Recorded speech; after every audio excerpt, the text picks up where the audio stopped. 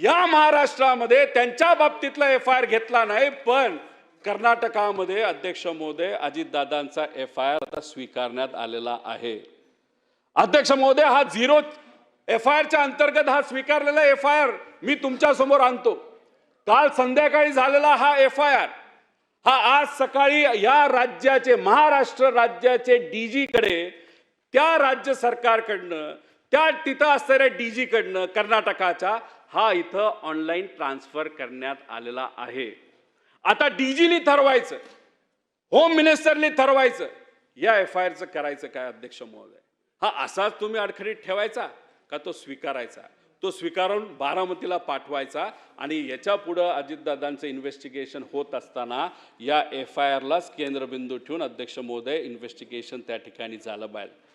ठीक आहे, कर्नाटक आपल्या देशामध्ये येतो, एक आपलं राज्य आहे, या देशातलं राज्य आहे, आपण भारतीय आहोत। त्यांनी अजितदादांना न्याय देण्याचा प्रयत्न अध्यक्ष महोदय त्या ठिकाणी केला। तर माझी या सरकारला विनंती आहे, CM साहेबांना विनंती आहे, दोन्ही उपमुख्यमंत्र्यांना विनंती आहे, खास करून सुनित्रा काकींना विनंती आहे की ठीक आहे कदाचित काही अडचणी असतील त्यामुळे काही गोष्टी तिथं होत नसतील, पण आम्ही प्रयत्न करून कार्यकर्त्यांनी प्रयत्न करून हा FIR कर्नाटकामध्ये केलेला FIR आता इथं ट्रान्सफर झाला या महाराष्ट्रामध्ये, तर या बाबतीत इथं तो एक्सेप्ट करून याच्यावर इन्व्हेस्टिगेशन अध्यक्ष महोदय त्या ठिकाणी झालीच पाहिजे असं आमचं त्या ठिकाणी मत आहे।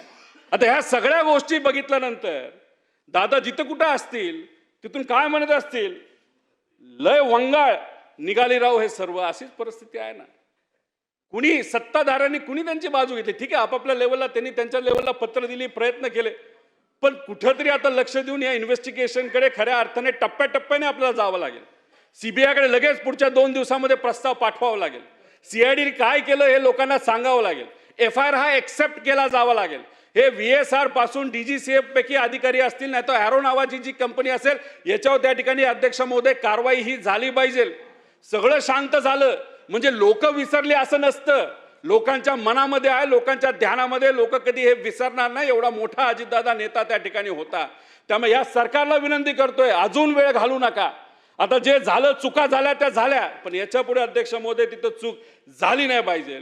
आणि खास करून देवेंद्र फडणवीस साहेबांना मला सांगायचं, जेव्हा दिल्लीत होतो दिल्लीतली चर्चा होती की उद्या जाऊन कदाचित महाराष्ट्रातल्या एका व्यक्तीला, आणि तेच ते आहेत नेते जे उद्या देशामध्ये एक फार महत्त्वपूर्ण जबाबदारी अध्यक्ष महोदय त्यांना त्या ठिकाणी मिळेल, पण ती जबाबदारी जेव्हा त्यांना मिळेल नाही तर त्या जबाबदारी देण्याची चर्चा अध्यक्ष महोदय जेव्हा त्या ठिकाणी केली जाईल, आपल्याच मित्राला आपण न्याय देऊ शकलो नाही, कुठेतरी आपण कमी पडलो, अशी जेव्हा चर्चा तिथं लोकांमध्ये सुरू होईल तर तुमच्या राजकीय कर्तृत्वाला छेद लागणार नाही का, असा प्रश्न साहजिकच आमच्या सारख्याला त्या ठिकाणी अध्यक्ष महोदय पडेल।